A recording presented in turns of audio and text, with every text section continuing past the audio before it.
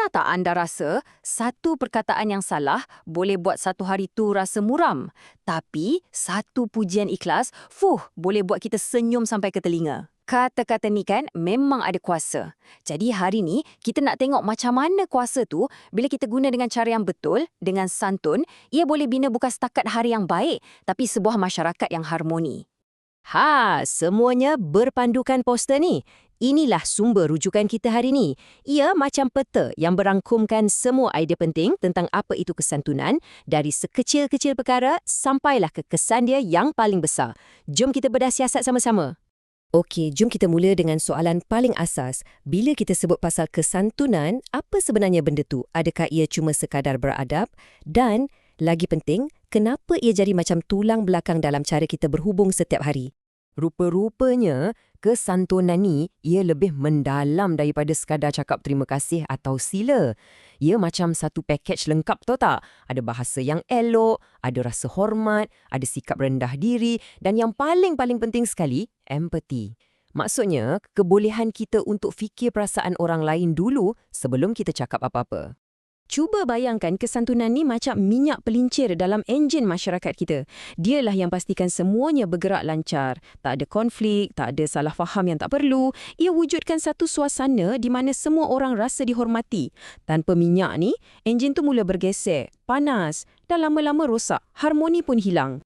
Baiklah. Cukuplah dengan teori. Macam mana rupa kesantunan ni dalam dunia sebenar, dalam kehidupan harian kita? Jom kita tengok beberapa contoh yang sangat praktikal bermula dengan perkataan yang kita guna setiap hari.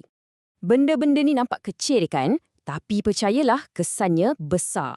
Sapaan hormat, perkataan-perkataan ajaib macam tolong dan maaf dan ini penting, nada suara kita.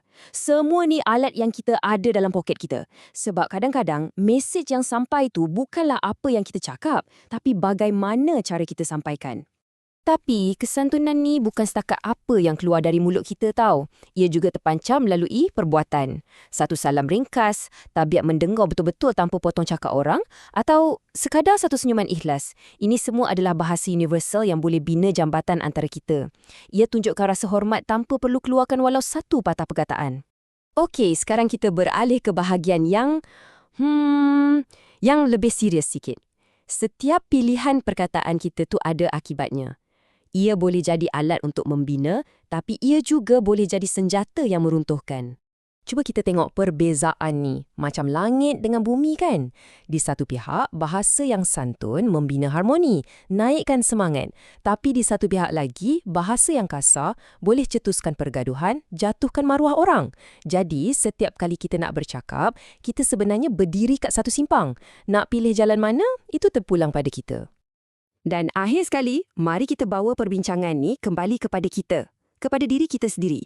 Sebab ada satu hakikat yang kita kena ingat, bahasa yang kita guna setiap hari tu, itulah cermin paling jujur tentang siapa diri kita sebenarnya. Ayat ni memang padu. Ia merumuskan semua yang kita bincangkan. Tutur kata kita tu ibarat tingkap ke dalam jiwa kita. Bahasa yang kita pilih sama ada santun atau sebaliknya, secara tak langsung sedang mengiklankan kepada dunia tentang kepribadian kita. Jadi, saya nak tinggalkan anda dengan satu soalan untuk difikirkan. Untuk perbualan anda yang seterusnya hari ini, kata-kata yang anda bakal pilih tu, adakah ia akan membina sebuah jembatan atau ia akan membina sebuah tembok? Pilihan tu sentiasa ada di tangan kita.